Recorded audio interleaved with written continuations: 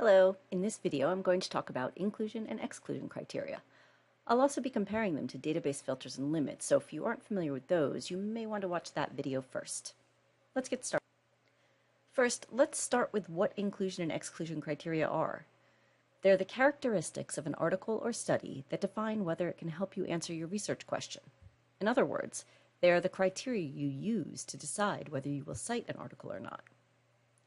The criteria can be somewhat loosely defined, as you might when deciding what articles to include in the literature review section of your paper, or the criteria can be very explicitly defined, as you would for the methods section of a systematic or scoping review. Regardless, you want to be as consistent as possible. Also, I keep saying inclusion and exclusion criteria. Why? Well, sometimes you'll define the criteria by what you were looking for, like English language articles. That's inclusion. We only included articles written in English. Sometimes you'll define the criteria by what you don't want. That's exclusion.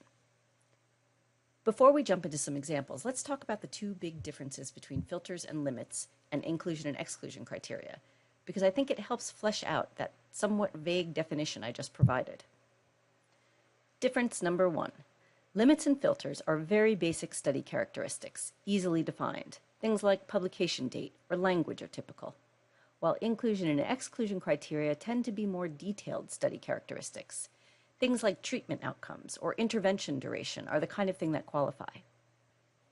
Difference number two, and this is directly related to difference number one. Filters and limits are applied by the database without you having to review any articles. You apply the filters and limits during the search process, and they often involve checking a box or some other link right in the database. While inclusion and exclusion criteria require you to actually read the titles, abstracts, and sometimes the full text before you can decide. Let's think about an example. Age. Let's say you only want to look at outcomes data about people who are 65 years and older. Many of our databases have a limit or filter that can help you get rid of any studies that do not include that population. However, that doesn't mean the study only includes subjects who are 65 years and older. It could include all adults. So you may need to look closely at the full text of the article to see if it separates out the data by age group so that you could include it in your analysis.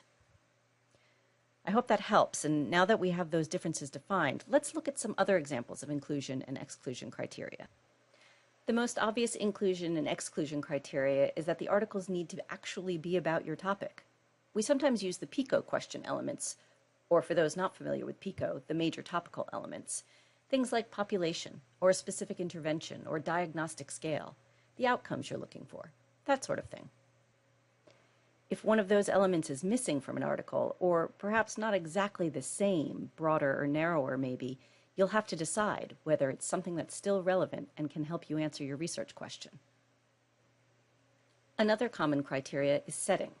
Although many times inclusion and exclusion criteria have a presence in the keywords you select for your search, sometimes they don't, because the vocabulary around an idea can be so varied, or the idea might not get explicitly mentioned until the main body of the paper, instead of in the title or abstract, which is what gets searched by a database search engine.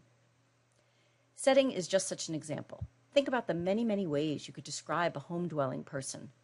Another example that comes up frequently is wanting to only look at studies that take place in the United States.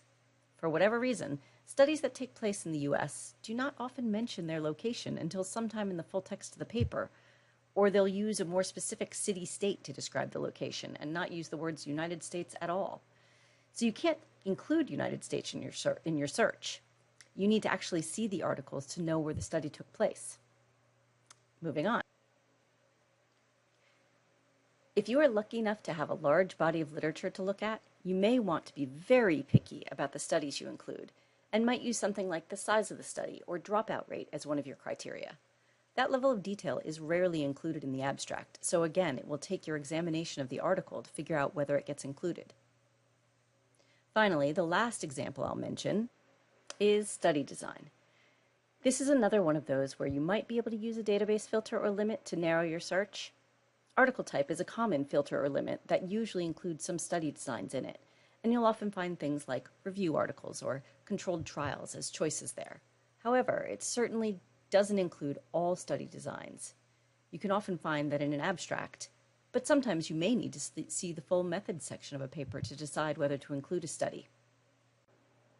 We're coming to the end, so let's review. On the most basic level, inclusion and exclusion criteria are the characteristics of the studies you will cite. It has to be published after 2010, it has to have data about children from birth to 2 years old, it has to be fewer than 5 pages long. I wouldn't recommend that last one, but it's completely up to you. Typically, they're characteristics that are not easily searched with keywords or with filters and limits.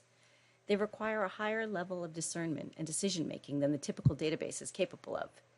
You need to look at the titles, abstracts, and sometimes full text to figure out whether to include or exclude an item. Okay, that does it for the deep dive into inclusion and exclusion criteria. I hope it's been a helpful introduction. But if you have remaining questions, please don't hesitate to get in touch with a librarian.